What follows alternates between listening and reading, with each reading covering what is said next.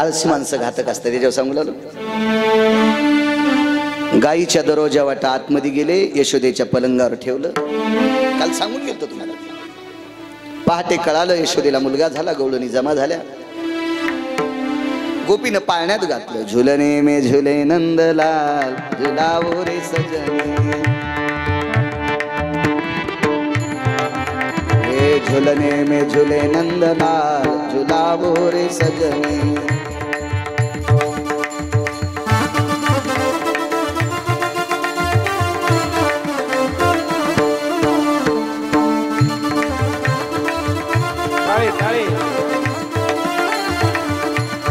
झुलना झुलावो पालना हिलावो, झूला झुलावो पालना हिलावो, झुलने में झूले नंदलाल झुलावो रे सजनी, झुलने में झूले नंदलाल झुलावो रे सजनी.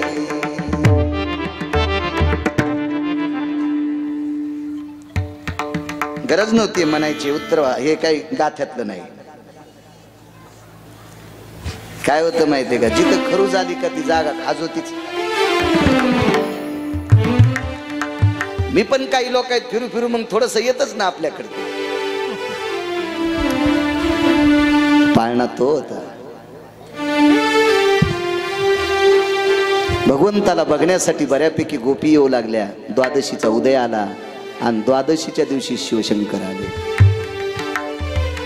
अनुहात वाजती पुंगी रे बाबा जोगी आला रे जोगी, अनुहात वाजती पुंगी रे बाबा जोगी आला रे जोगी. या बाबा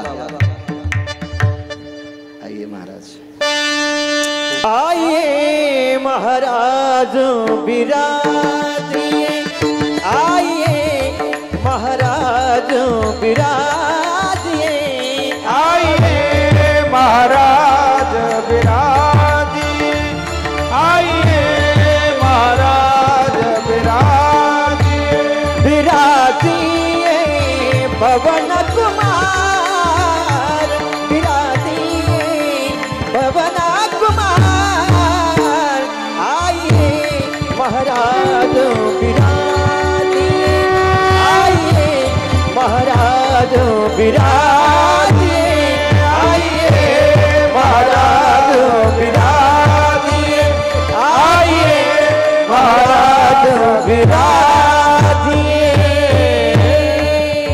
गुरु मदन महाराज की जय. वैराग्य मूर्ती सद्गुरु मदन महाराज की जय. ब्रह्मीभूत सद्गुरु चैतन्य महाराज की जय. पूज्य श्री एका पवित्र अधिष्ठानावर आरूढ असणारे गुरुवर्य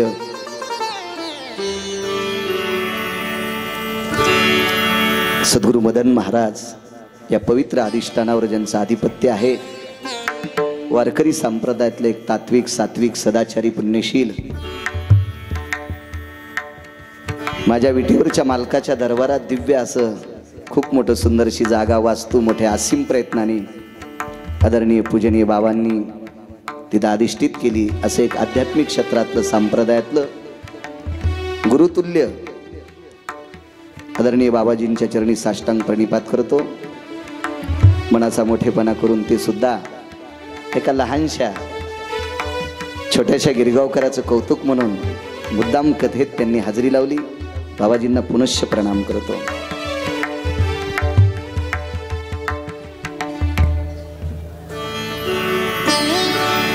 भगवान जोग्याच्या रूपात आले.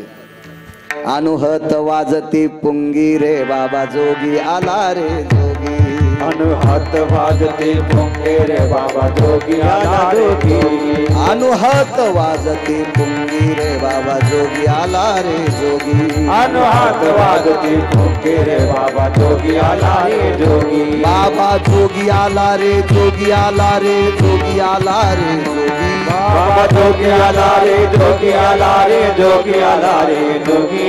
अनुहात वाजती पुंगी बाबा जोगी आला रे जोगी, अनुहात वाजती पुंगी रे बाबा जोगी आला रे जोगी,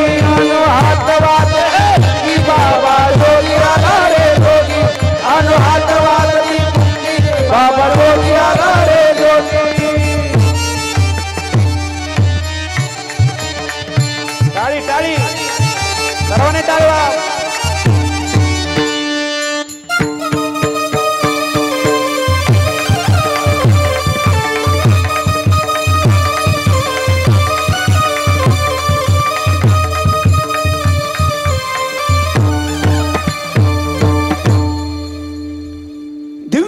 भगवी वस्त्र परिधान करून भगवान शिवशंकर द्वादशीच्या दिवशी पहाटे नंदराजाच्या दारात हजर झाले.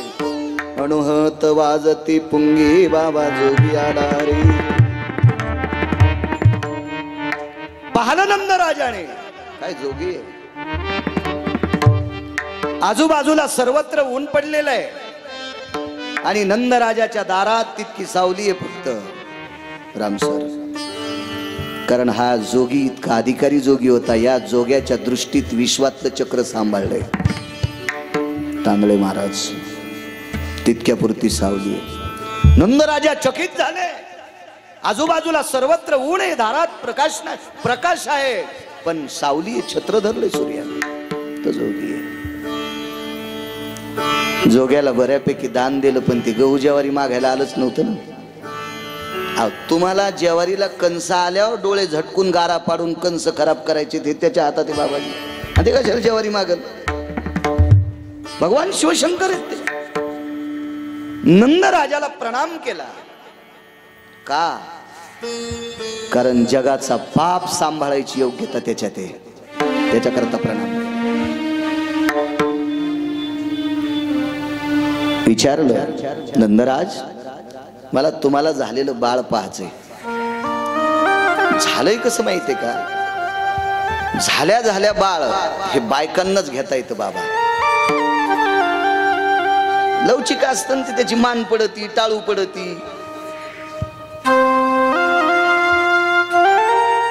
आणि ज्याला इना नीट घेता येत नाही त्याला बाळ कसं घेता येईल? इना गळ्यात असल्यावर तंबाखू चोळी तू नाही, मनगटच हाणायचा काही मासे चांगले निबर दांड्यानं. हिना गळ्यात असल्यावर तंबाखू चोळी तू काय. मी एका कथेला गेलो आणि त्या कथाकाराचा साथीदार धोतर घालून होता. तर त्याला ते चालू कथेत तलप आली, त्यानं धोतराच्या खालून तंबाखू चोळली. मी म्हणलं याच्या धोतरात कुठं उंदर घुसले वा, इतकं धोतर हलायले. आणि तितक्यात बाजूच्याला कोणीला घ्या जप. श्रीराम राम जय जय राम, श्रीराम त्याने तितक्यात चपका आणून घेतला. श्रीराम राम. वा वा वा म्हणलं काय त्या कथाकाराच्या संगची याला एके दिवशी पैठणच्या तळ्यात टाकते तरी म्हणलं.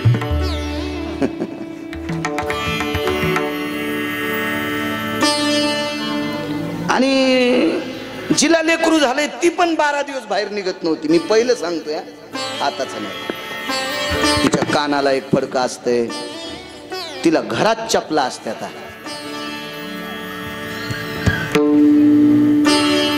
पण ती प्रसूत झालेली असती, तिचा एक नवा जन्म झाला असता. बाळ अधिक अंत, बाळ नाही तर अंत, म्हणून बाळांत पण म्हणत होते. म्हणून तिला संसर्ग होऊ नये सुविधा नव्हत्या औषधाच्या. डोक्याला कपडा बांधायचे, पायात चप्पल असायच्या. तिची आंघोळ तिथं बाजेखालीच खड्डा केलेला असतो, तिथंच आंघोळ, सगळं साहित्य. तिला वरची वरीच बाजेवरच गरम गरम जेवायला बाळंतपणात चपला घालीत होत्या. आता त्या बाळंतणीचं अनुकरण बऱ्याच बायका करायला. 27,000 रुपये बराचची फरची, आणि त्या किचन मध्ये तिच्या पायात चप्पल. त्या बाईनं चप्पल घालून शिरा केला ना. आमच्या मित्रांनी नाही खाल्ला, ते जरा देवलक्षणी होतं. कोल्डन दाखवायचं देव, पण त्याचं जास्त. म्हणलं का नाही खाल्लं रे? ते म्हणलं तिच्या पायात चप्पल होती. म्हणलं नशीब चांगलं, तिनं चपलान थोडाच शिरा हाटला. त्या बाईला विचारलं, बाई ही चप्पल कस काय? नाही म्हणे हे किचन मध्ये वापरायचीच चप्पल आहे. म्हणलं अशी एखादी चप्पल आहे का महाराज घरी आल्यावर आणायची? सांगायच्या याच्या करता वडिलांकडे पण लेकरू देत नाहीत लहानपणी. मान पडल, टाळू पडल. हे यशोदेने सांगितलं नाही दाखविणार. जोग्यानं नंदराजाला सांगितलं, तुमच्या धर्मपत्नीला सांगा तुमच्या मुलाचा मी पहिलाच मित्र आहे. तुम्ही जाऊन सांगा आमचं दोघांची मित्रपण आहे. जोगी दिसतो विचित्र, त्याला तीन नेत्र चर्म वेगळे, नाही वस्त्र नाही वस्त्र, मनवी तुझा मित्र बाळा जो जो रे, कुलभूषणा निजबा नारायणा बाळा जो जो रे, योगी आला से विश्रामा निजबा नारायणा बाळा जो जो रे. सांगितलं तो मित्र. मग आतून भगवान दाखवल्याच्या नंतर कैलासावर गेले. कैलासावर भगवान शिवजीनं तांडव केले. त्रिकटमपि निसंग सुधाभय संगमुच्चतति जायन्ते, दंड मुंड भय व्यालाक्षा भयान भयावति जायन्ते, अकाल भययति मुद्रा सुधा छंद परिभय त्याजाना, नित्य सुधा भय यज्जायन्ते मृत्यान भय निजायन्ते, पदन्यास भय सकल सुधा, पदन्यास भय सकल सुधा, पदन्यास भय सकल सुधा. आईसाहेबांनी विचारलं पार्वती मातेनं, प्रभू फार दिवस झालं तुम्ही तांडव नृत्य केलं नाही, आज का? आज आनंद झालाय. या सृष्टीवरच्या नालायकांचा शेवट करणारा जन्माला आलाय, मी त्याला पाहून आलो, मला आनंद वाटला, म्हणून शिवजीनं तांडव नृत्य केलं बाबाजी. पुढे अमावस्या आली. अमावस्या, या अमावस्याच्या दिवशी वासना आली. कोण वासना? राजा बळीची कन्या. तिचं नाव होतं रत्नमाला. आणि रत्नमालेनं भगवान वामनाला पाहिल्याच्या नंतर इतके प्रसन्न होते वामन. ते बटुरूप होतं छोटस, दर्भाची चटई बगलात होती, एक छत्री डोक्यावर होती, कमलंडू हातात होता, पायात खडावा होत्या आणि काखेत 3 पदराची झोळी होती. असं सुंदर असं बटुरूप दिसत होतं. ते रूप पाहिल्याच्या नंतर रत्नमालेने विचार केला, असं जर पोरग मला झालं तर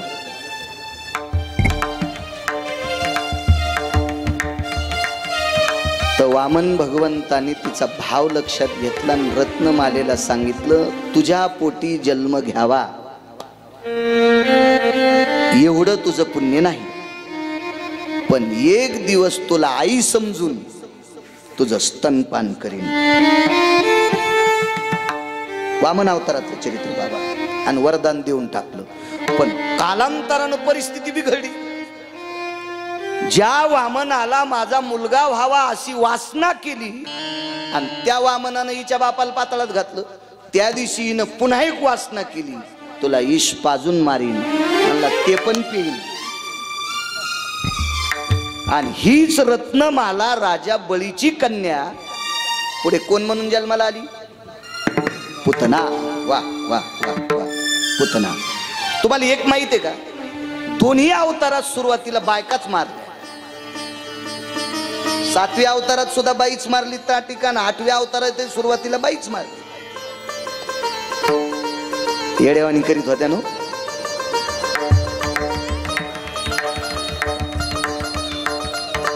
दोघी बी येडेवाणीच करीत होत्या ना. ढोल गवार पशुवत नारी, सकल ताडनके अधिकारी. संपवतो 10-15 मिनिटात गुलेबुवा. मी सांगितलं ना ते. परत खाली बसा तुम्ही. चला चला बाळांनो, खाली बसा, खाली बसा.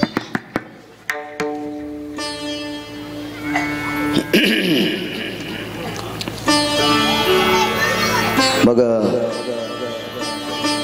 अमावस्येच्या दिवशी ती स्तनामध्ये ते विष घेऊन आली.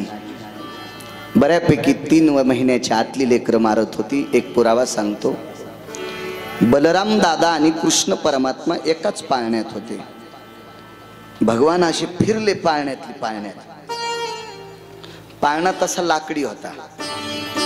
आता बऱ्यापैकी पाळणे भेटलेत. लेकरू कडीला गेले की लेकरू खालीन पाळणा वरी. आधुनिक पाळणे आहेत ना. ह्यांना बाबाला काय माहित ते.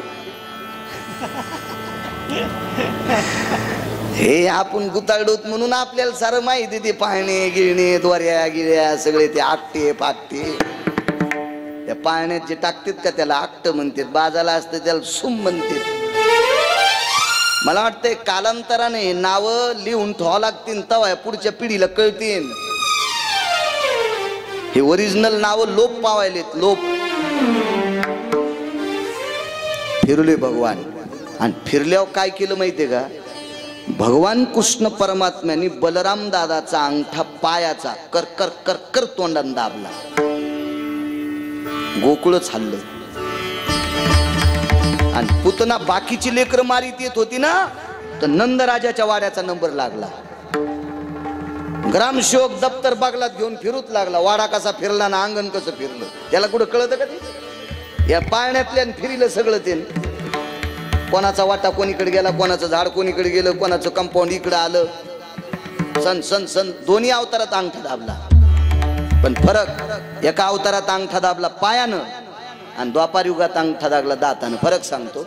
7व्या अवतारात प्रभू रामचंद्र वडील होते, लखनलालची छोटे होते, म्हणून पायाचा अंगठा दाबला. कधी? वालीला मारत असताना 7 ताडाची झाडं हे खांब एका रेषेत असे नव्हते, 7 कोपऱ्यात 7 होते आणि त्याला मृत्यू. त्याच्या गळ्यात विजयी माळ होती बाबा. ही माळ येतोपर्यंत तो मरत नव्हता. दुसरं एक त्याला वरदान होतं, 7 ताडाचे झाड. हे काम कृतिजायम ब्रह्मरा स्थितेषु, रथात किंवा यशात बसून जो बाण सोडील, एका बाणात 7 झाडं पडतील, त्या दिवशी वाली मरल. मग लक्ष्मणजीचा अंगठा दाबला. लक्ष्मण शेषाचा अवतार, पृथ्वी बाबा शेषाच्या डोक्यावर, आणि अंगठा दाबल्याबरोबर शेष चाचरला आणि पृथ्वी आली. 7 झाडं एका ताडाचे एका रेषेत छेदले. वालीला मारण्यासाठी अंगठा दाबला. 8व्या अवतारात कृष्ण परमात्मा लहान, बलराम दादा मोठे. मग मोठ्याचा अंगठा पायान दाबीत असतात का? म्हणून दाताने आदर केला. ही संसारात इतका आदर देव करीत होते. आपण सुद्धा तितका घरातल्या लोकांचा आदर केला पाहिजे, मोठ्यांचा. मी नेहमीच सांगत असतो, ज्याला मोठं व्हायचं का त्यांनी संप्रदायातल्या मोठ्या लोकांचा कधीच अपमान करायचा नाही.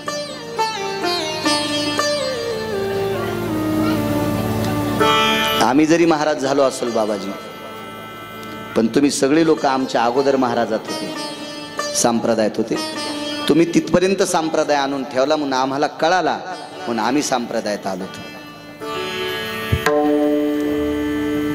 द्वापार युगाच्या नंतर कलियुगात ज्ञानोबाराय तुकोबाराय जर जन्माला आले नसते तर संप्रदाय कळाला नसता. ज्ञानोबाराय तुकोबारायच्या नंतर चैतन्य बाबा असतील, सद्गुरू मदन महाराज असतील, हे जर जन्माला आले नसते तर आपल्यालाही संप्रदाय कळाला नसता. मग हे लोक आधी नंतर आपण, मग या लोकांचा आदर करायचा आपण. अंगठा दाबल्यावर गोकुळ हल्लं, नंबर लागला, आतमध्ये घुसली. बाल हत्या करणारी इतकी पापी असती, लक्षात ठेवा.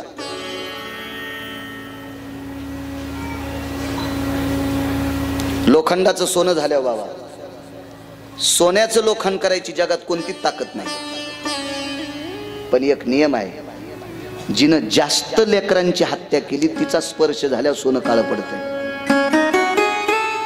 म्हणून नंदराजाच्या चौकटीला सुवर्ण एका चौकटीला होतं, जिथं हात लागला तितकीच जागा काळी पडली होती. चौकटीचे 2 पुरावे येतात. वसुदेव त्यावेळेला कृष्ण परमात्म्याला यशोदेच्या महालात सोडत होते, त्यावेळेला चौकटीला धरून रडले. हिरा देऊन घेतल्या गारा, अमृत देऊन घेतली काजी. अहो, देव सोडून माया नेणं बरोबर वाटत होतं का? म्हणून शक केला, एकीकडची चौकट विरली होती आणि हिच्या हाताने तितका डाग पडला होता, कारण बाल हत्यारी होती. मावशी का म्हणायचं तर त्याचं कारण सांगतो. आघासूर नावाच्या राक्षसाची बहिणी.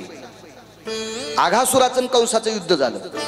युद्ध झाल्याच्या नंतर कंस हरला आणि माफी मागितली आघासुराला. आघासूर उदार होता, त्यानं कंसाला राज्य परत केलं. कंस म्हणला, तू मोठा भाऊ आहेस, तू मोठा भाऊ आहेस. नातं जोडलं उग प्रेमाचं. जाऊ देवा, भावाचा अंतःकरण करून मला राज्य परत कर. मग आघासूर जर कंसाचा भाऊ असेल तर आघासुराची बहीण ही कंसाची कोण? बहीणच. मग कंसाची बहीण म्हणल्यावर देवकीची कोण? बहीण. देवकीची बहीण म्हणल्यावर कृष्णाची कोण? मावशी. पण चिटकिलेली, अशी खरी नव्हती, अशी चिटकिलेली. चिटकिलेली का अनिष्टतीन काय सांगताच येत नाही, अशी लावलेली होती, चिटकिलेली होती. चिटकिलेल्या नात्याचं आदर संपला की बाबा नातं तुटलं. गुरुभाऊ येईन त्याच्या भावाच्या, गुरुभावाच्या पोरीच्या लग्नात 15,000चा आहेर नेला आणि गुरु बहिणीच्या पोरीच्या लग्नात यानं साधा जग पण नाही दिला 30 रुपयाचा. ते लग्नात तर म्हणली कशाचा मेला गुरु भाऊ चुलीत गेला. आदर तुटला की नातं तुटलं. हे कोणतं चिटकिलेलं नातं.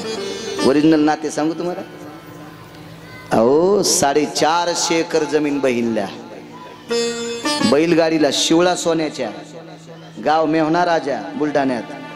बैलगाडीला बाबाजी सोन्याच्या शिवळा. आणि भावाला राहाला झोपडं. झोपड्यावर पाचट नव्हती, तुम्ही आम्ही देत नव्हतो म्हणून मेलेल्या जनावराचे कातडे झोपड्यावर टाकले. त्या भावाचं नाव चोखोबा. तरी गालीच्या बसायला टाकला होता भावाला. आणि जिच्या बैलगाडीला शिवळा आहेत तिने विचारलं, बैसोनिये कांत पुसे गुज मात. बैसोनिये कांत पुसे गुज मात. वहिनी शमवंत रे वहिनी शमवंत आहेत की संसाराचे भय धरुनी मानसी. संसाराचे भय धरुनी मानसी. संसाराचे भय धरोनी मानसी. चोखामेहून पुरीशी जाता झाला. भीती होती फक्त लेकराला दूध नव्हतं बाबा. बहिणीची तून गाय आणा. तर तिथं गेल्यावर बहिणीनं काय विचारलं, आई सुखी आहे का नाही, बाबा सुखी आहेत का नाही, भाषे सुखी आहेत का नाही, भाची सुखी आहेत का नाही, दादा तू सुखी आहेस का नाही. राहाला घर नव्हतं महाराज बाबा. आणि 450 एकर जमिनीची मालक बहिणीला काय भावाला काय म्हणती, बैसोनिये कांत रे पुसे गुज मात. बसली एकांतात काय विचारते, वहिनी शमवंत आहेत की. दादा त्याची बायको म्हणजे हिची वहिनी खुशाल आहे का, याला म्हणतात नातं. इकडे जवळ चाले बरवा धंदा बहीण म्हणे दादा दादा. याला नातं म्हणत असतात का, त्याचं बरं चालल्यावर दादा म्हणायचं. हे नातं खरं असते. असं नातं जोपासलं द्रौपदीनं. देवाचं बोट कापल्या कुठं चिंधी दिली सुभद्रेनं. देवाचं बोट कापल्याच्या नंतर आतमध्ये जाऊन येऊस तर जास्त रक्त वाहील म्हणून उजव्या पदराने डोक्यावरचा पदर वहडाना असा बगलात दाबला. आणि डाव्या हातानं पंढरपुरातल्या मालकाचं बोट दाबलं. आणि उजव्या हातानं पदर फाडणार तेवढ्या अवकाशात उद्धवानं सांगितलं, ताई काय रे, कपाळावर कुंकू असल्यावर पदर फाडीत नसते. बाबाजी द्रौपदीनं उद्धवाला वाक्य सांगितलं, उद्धव दादा अरे ज्याच्या हातात आहे कपाळावर कुंकू किती दिवस ठेवायचं आणि कोण्या दिवशी पुसायचंय हे ज्याच्या हातात आहे त्याच्याकरता चिंधी फाडायली. चिंधी बांधी ते द्रौपदी हरीच्या बोटाला. एक शपक पुरावय, भर जरी ग पितांबर दिला फाडून.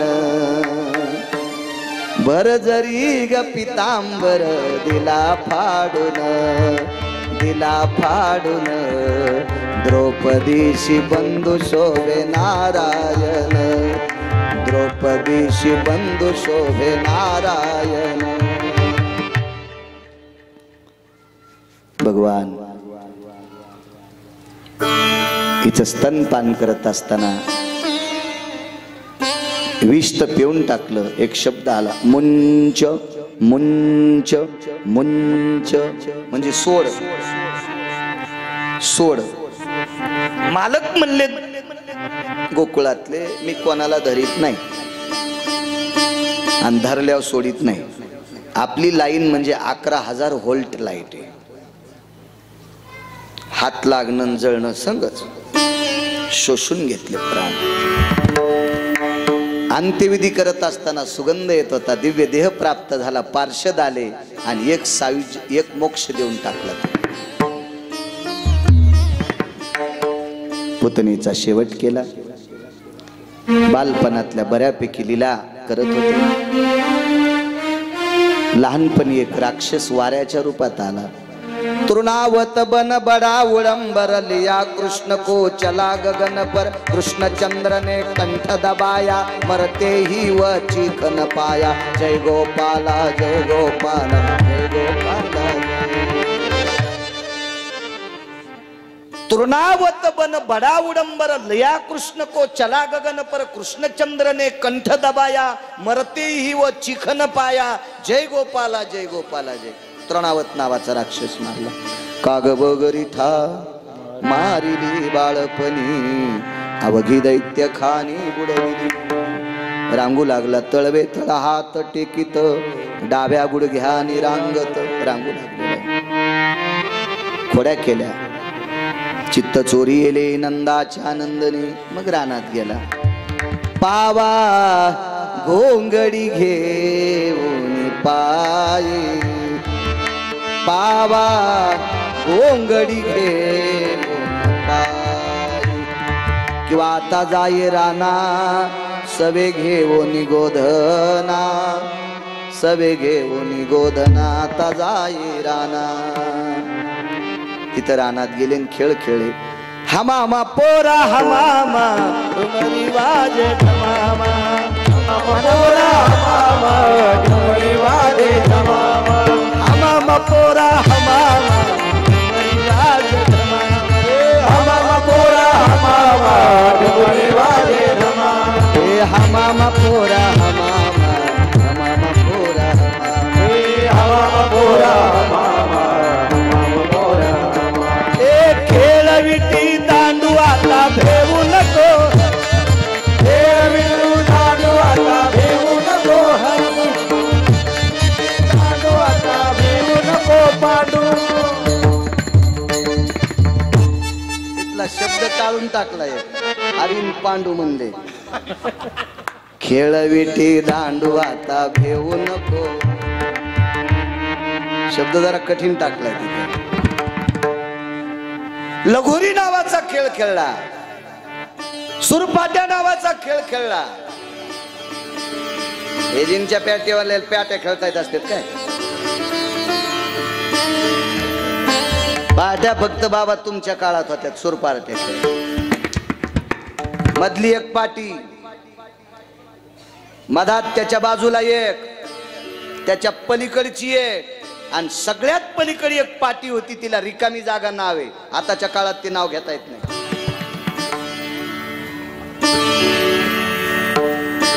ऐक तुला पाटी म्हणून नको माईक चालू आहे. आणि त्या पाटीच्या बाजूला बाबा एक मातीचा ढिगल करीत होते. फार काय झालं तर त्याला हात लावायचा. आणि त्याच्या पलीकडे गेलं. गाभडलं रे त्या मनती. गाभडलं रे त्या मनती. पलीकड पळालं की त्याला काय म्हणायचं. गाभडलं रे त्या मनती. गाभडलं रे त्या मनती. काय खेळ होते ते. हे खेळ खेळल्याच्या नंतर एकही हाडाचा रोग होत नव्हता. सांध्याचा एकही रोग होत नव्हता माणसायला. आणि पूर्वीच्या काळात किमान पिठल्यापुरतं तरी जात्या दळीत होत्या. म्हणून यायला हाडाचा रोग होत नव्हता. तुम्ही अजूनही जात्यावरल्या पिठाचं पिठलं खा. वेगळंच चवदार. आपण गिरणीचं पीठ खातो ना. काय चव कळल त्याला. निदान लग्ना कार्यात तरी जात्या उखळाचं काम होतं. म्हणून यायचं कॅल्शियम दिलं होतं. रई लावायची. अष्टांग घालत होते. सोड रवी सोड बाळा करू दे मंथना. बाळा करू दे मंथना. सोड रवी सोड बाळा करू दे मंथना. बाळा करू दे मंथना. मला पण यालय गुलेबो आता गाता. काही काहीच शिकून आता मलाही गाता येत नाही. जरा मला काही गाता येत नाही. बाबांना लय गोड गायलं काळी एकला त्या दिवशी. वा वा. काय वया ऐकल्या त्या दिवशी. हसून तर उल वयाला ऐकल्या खूप. जुनं जुनच असते सोनं. काय विषय ते. रई लावायचे. रई हे सगळ्या ज्या क्रिया होत्या का अजूनही लक्षात घ्या. घरी रई लावलेलं ताक घेतल्याच्या नंतर त्याच्यातले सत्व वेगळे. मिक्सरवरच्या ताकाची आमची इथं चंफी नावाची कुत्री होती, ती तर पेत नव्हती. कुत्रीला टाक ठेवल्यावर कुत्री पळाली, म्हणलं काऊन पे ना, ती म्हणली मिक्सरवर लय जाय तिकडं.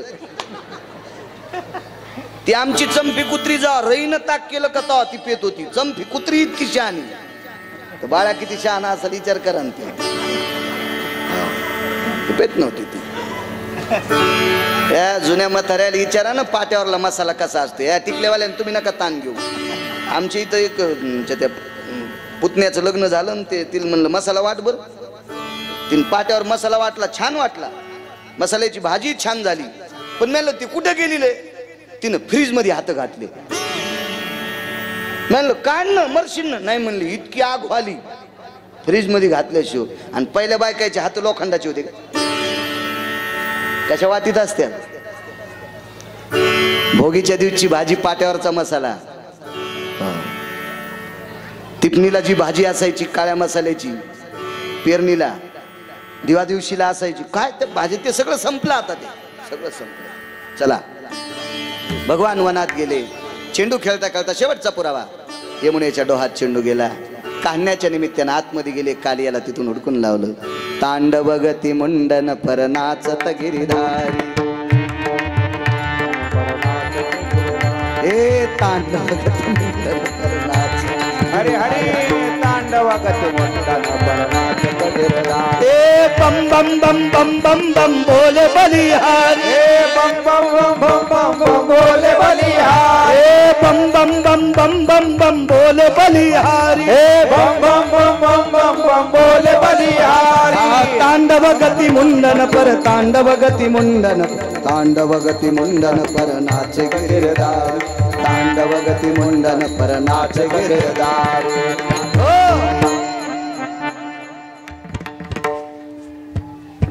जरी भाकरीचं टोपलं बांधावर आलं तरी आमचा इथला माणूस बांधाला आऊत गेल्याशिवाय सोडीतच नव्हता. गंजावर फाटून गेले, वेळही झालाय ना. हो गंजावर फाटून, मला कळायलं ना ते. दोन मुळण हाणून घेऊ द्या. एक तुम्हाला सांगू का, आपण कोणाची इथं गेलो पाहुणे होऊन तर एक दिवस राहा, दुसऱ्या दिवशी बी राहा. पण ज्या दिवशी त्या घरची बाई लेकरायनं गुन्हा नाही केल्यावर बी लेकरायला मारायली ना, असं समजायचं पाहुण्याने निघून जावं. आणि काही बाया लेकराला नाहीत मारीत, भगुनी आपटी भांडे आपटीले की समजायचं चंडाळा तू लवकर पाय पाय निघ. तसं कडीच्या भजनेनं कथेतल्या कलाकारानं इचकून घेतलं की त्यानं म्हणलं पाहिजे हरे.